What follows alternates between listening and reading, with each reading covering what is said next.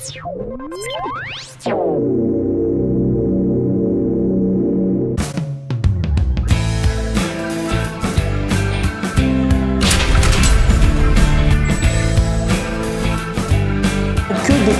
Voilà, je te le dis. C'est la chaîne des connards. Je me suis arrêté assez tôt parce qu'en fait, je me suis vite aperçu que les études, c'était pas mon truc. Donc, je suis parti à l'armée. J'ai fait un service militaire à Djibouti, dans les forces françaises stationnées à Djibouti. Et je suis revenu en France 1 an et demi après et j'ai commencé à bosser. Ah, ça c'est une bonne question. Alors déjà, il y a eu un prologue qui a été mes 4 ans au sein d'un groupe de presse qui s'appelait FJM Publications, qui éditait des magazines de DVD, de cinéma fantastique, un peu Mad Movie, tu vois. Donc j'ai passé 4 ans au sein de ces magazines en tant que directeur commercial. Et là, je commençais à être un petit peu invité dans des soirées. Des soirées organisées par les éditeurs. On m'a invité sur un yacht à Cannes pour la sortie d'un film en DVD. Donc là, ça commençait un petit peu. Mais vraiment, le coup d'accélérateur a été donné en 2006 lorsque j'ai intégré l'équipe Dark Dog, qui est une boisson énergisante, qui était là avant Red Bull, voilà, sur un yacht, et j'ai fait toutes les soirées du Festival de Cannes en 2006 avec eux.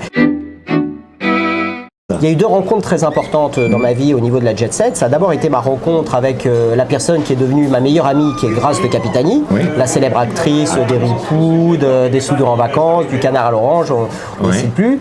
Et Grace m'a présenté une autre rencontre très importante qui m'a vraiment propulsé dans ce milieu-là, qui est Massimo Gardia. Voilà, donc ces 2 rencontres, on peut dire qu'elles ont été déterminantes dans mon parcours.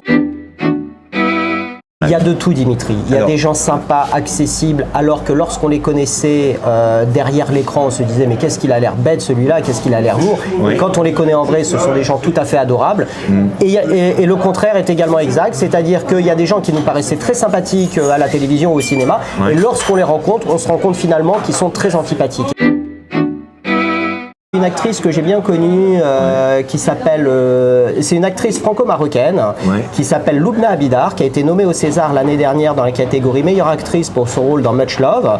Et c'est une actrice que j'ai rencontrée l'année dernière lors d'un festival, pas le festival de Cannes, un festival en Haute-Savoie, à Brive-les-Bains. Elle était accompagnée de Dominique Besnéard et c'est une actrice avec qui j'ai gardé des relations très proches, très amicales. Et on s'est retrouvés également à Cannes et ça a été le début d'une belle amitié. Comme quoi, dans un simple festival, on peut devenir ami avec des acteurs, des actrices très importants. Alors, starmedia.fr est un site que j'ai créé juste avant le Festival de Cannes 2013, sur les conseils d'une attachée de presse d'ailleurs, pour traiter de toute la partie, on va dire, divertissement culturel, cinéma, radio, télévision, musique, littérature. On a créé ça juste avant le Festival de Cannes 2013 pour être prêt justement pour le festival.